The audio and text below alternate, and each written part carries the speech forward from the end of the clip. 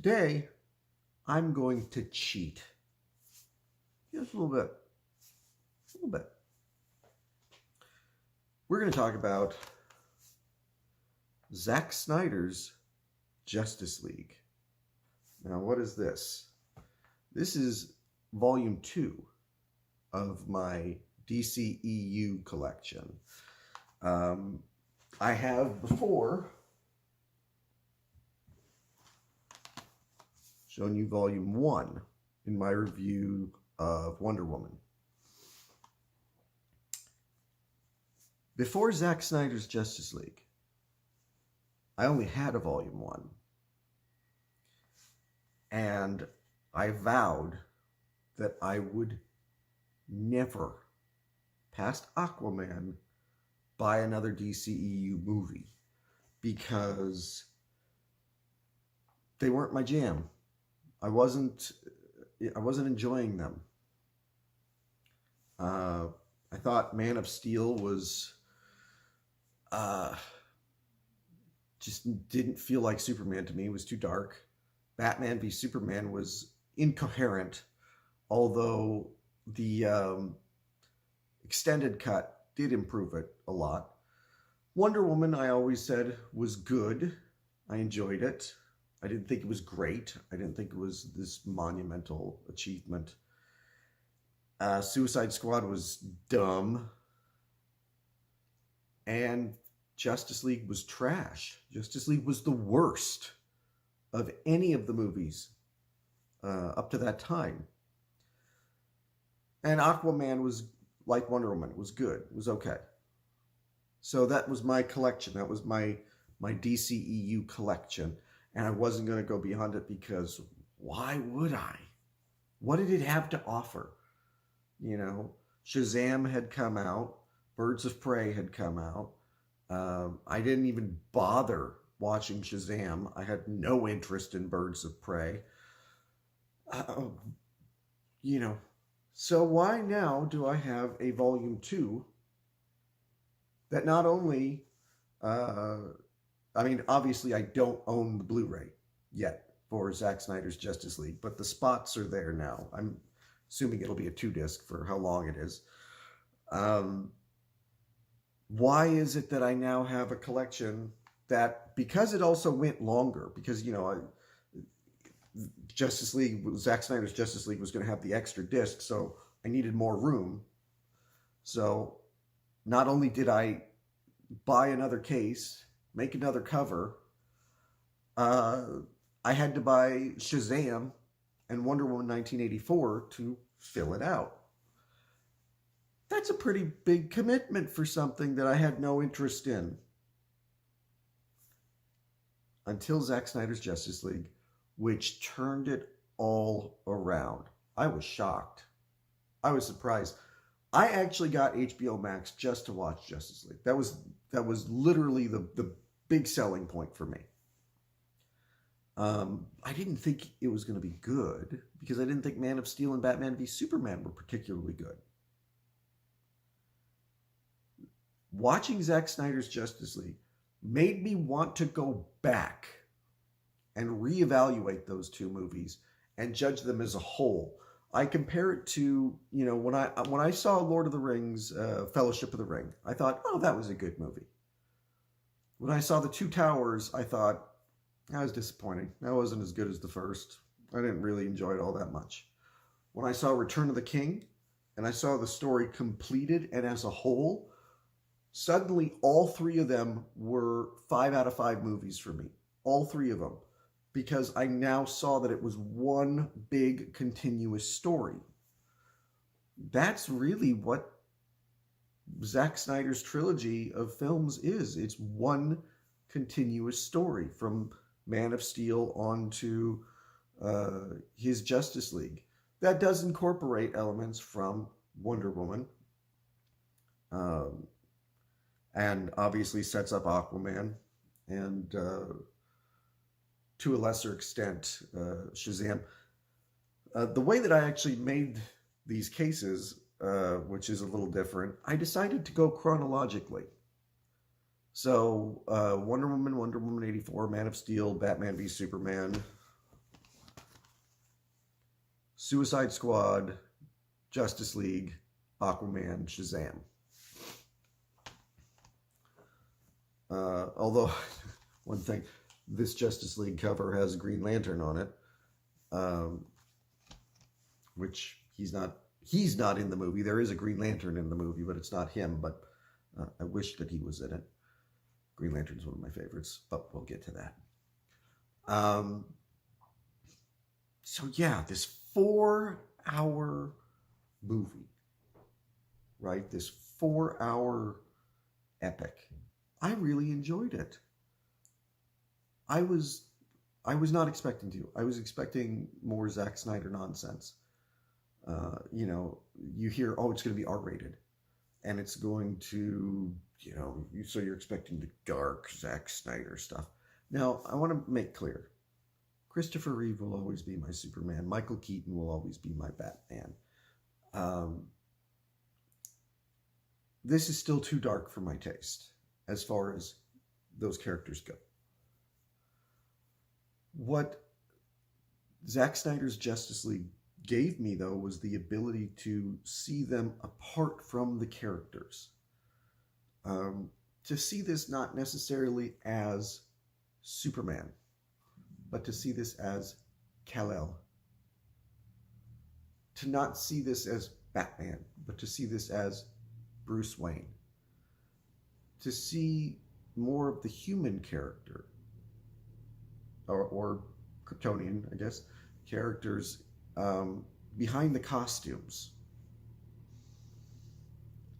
And it does feel a little Lord of the Rings like, with this grand scope that you're able to have by doing a 4-hour movie that follows a 3-hour movie, if you're going by the extended cut of Batman v Superman.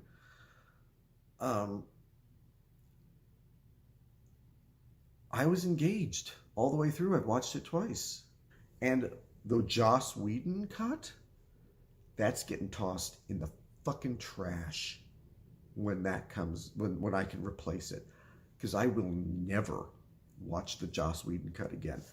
I said in the review of the theatrical cut of Justice League, I bought it because my 5-year-old self would never forgive me for not owning a movie called Justice League. But it wasn't enjoyable. It was a slog to get through. It's half the length of the Snyder cut, and it feels like it's twice as long. It's a terrible, terrible movie.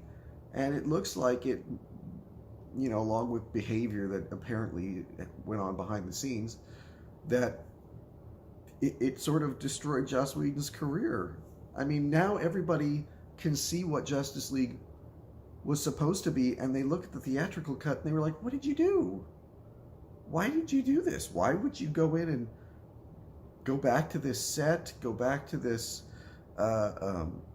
put a fake beard on Ben Affleck just so he could say one or two stupid jokes? It's very much like the what happened with Superman 2. You've got the theatrical cut, which they fired Richard Donner, and then they brought in,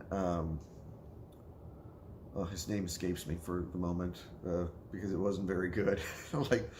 Some elements of the Superman 2 theatrical cut are really good, but when you see the Donner cut and what it was supposed to be, going back to the theatrical cut is kind of impossible.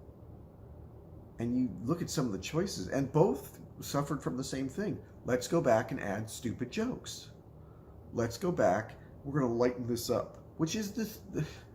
They do this all the time. They did it in the 90s with Batman. Tim Burton made Batman Returns. It's too dark. Let's bring in Joel fucking Schumacher to make everything neon. And it sucked. And those movies are not well regarded. And Batman and Robin in particular. The studio interference is almost always a bad idea. Justice League proves that, and God bless those corporate hacks at AT&T for buying Warner Brothers and looking at you know, looking at the portfolio and saying, why is it that you're destroying our DC characters, who are some of the most beloved characters in history, and you've kind of ruined them? Why is that? You know, we keep hearing about this Snyder Cut. Oh, no, you don't want the Snyder Cut. You don't want the Snyder Cut. No, we think we do want the Snyder Cut. And the fans want the Snyder Cut. So we're going to give them the Snyder Cut. And it's been funny to see the DC reaction to it. We're not making any sequels. We're not doing any more. This isn't canon. This isn't canon. Well, the fans have decided that it is canon. As far as I'm concerned, it's canon. I will never watch the theatrical cut again. Now, it's not perfect, Zack Snyder's version. Part of it is that it is bloated. There's stuff added to it that doesn't need to be there, even if it's setting up future movies, which I think was very smart of him to do, to be like, no, well, you know, I'm not going to make any more. I mean, I could. And so some spoiler alerts. Martian Manhunter shows up for 2 scenes, one of which he kind of ruins. There's a scene where it's Martha Kent. Why did you say that name? It's Martha Kent and it's Lois Lane, and they're talking, and you know, it's a very, very nice scene. It's light years better than what's in the theatrical cut, which is a lot of jokey, stupid shtick. But it's very, very touching scene. Great acting from both actresses, talking about missing Clark, but you have to move on. You have to, you know, rejoin the living. And then Martha leaves Lois's apartment and turns into Martian Manhunter. It kind of ruins that scene.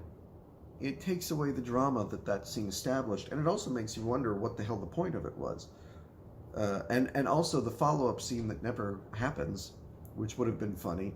Oh, Martha, it was so nice to see you the other day. What are you talking about? I never came over to your apartment. Oh, Martha's going senile. We got to put her in the home. That scene's kind of ruined. And Martian Manhunter contributes nothing. He shows up at the very last scene to say, I'm Martian Manhunter. And I love Ben Affleck. His reaction is sort of, okay. Whatever that means. I did appreciate bringing back the nightmare sequence from Batman vs. Superman, which in Batman vs. Superman was sort of like, what the hell is happening right now? This brings some context back to it. Brings Jared Leto's Joker back. I still don't care for him, particularly as Joker, but it was nice to see a scene between him and Ben Affleck. The epilogue just sort of goes on and on and on and on and on. And you really didn't need any of it. You didn't really need any of that epilogue. It's, you know, at the end of Return of the King, you have like 10 different endings to that movie, but they're all earned. Here, it felt like you could have ended with their victory, and it would have been fine. It probably would have been a much more satisfying conclusion. I mean, the stuff in the epilogue isn't bad. It's just, it doesn't fit in the story. It's almost like there are a bunch of deleted scenes that were rightly deleted and then shoved into the end of the movie. All the controversy that surrounded this. We've gotten to this age where you can't release a Justice League movie or a Ghostbusters movie or a Terminator movie without it being controversial for one reason or the other. And it's exhausting. It's one of the reasons why I've kind of stepped back away from entertainment media. You know, I don't want to know the behind-the-scenes stuff anymore. I want to just, what is this movie? You know, I never heard of this before. I didn't know they were doing this.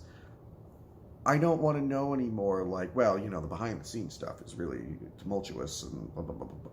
I don't care. I don't want to know it anymore. I just want to enjoy movies. I just want to enjoy the movies, okay? Without feeling guilty for enjoying the movie, or without feeling I have to support the movie or whatever. I just want to enjoy the goddamn movie. And I enjoyed Zack Snyder's Justice League. And I hope that he gets to do more.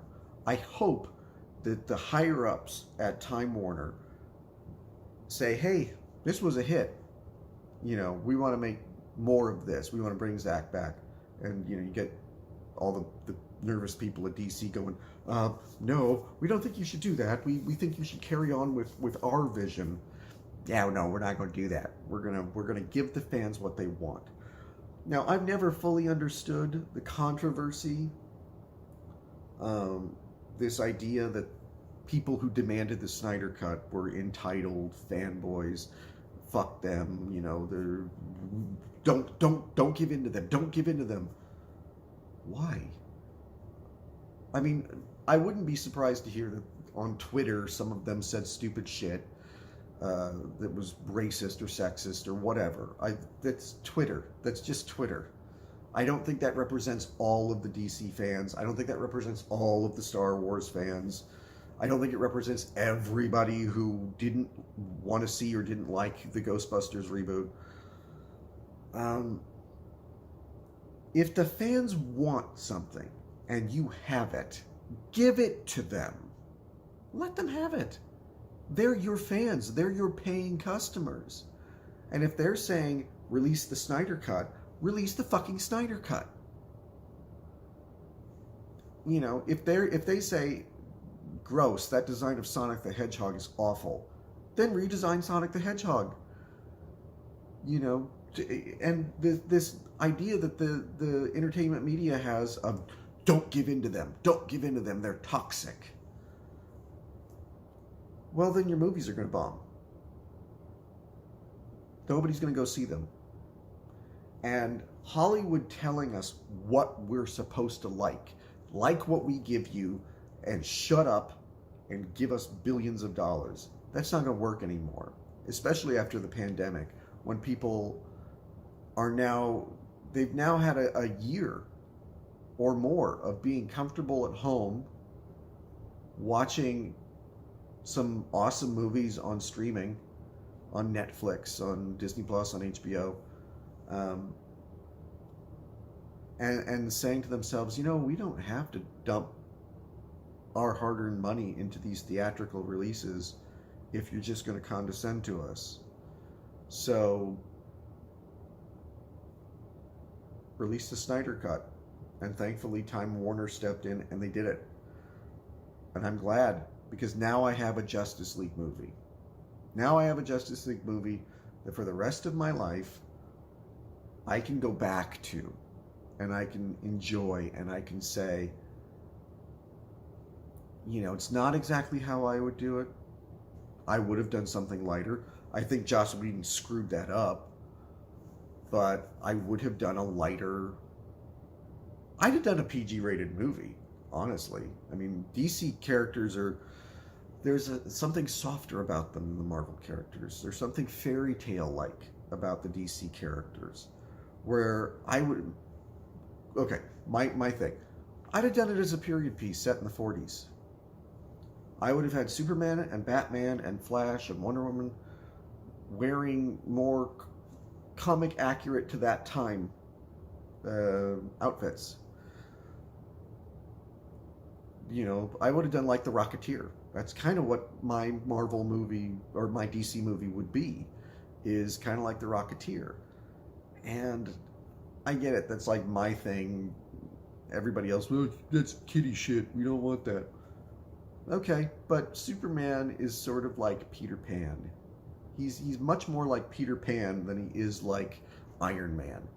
So I would have gone with a lighter touch.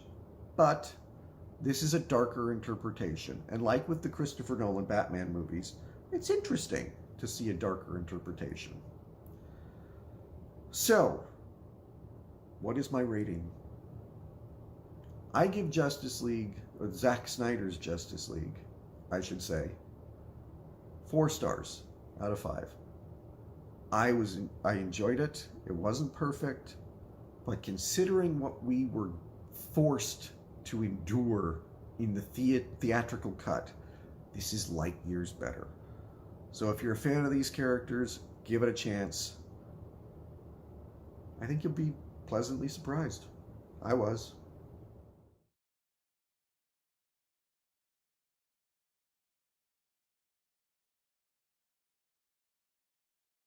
Other worlds.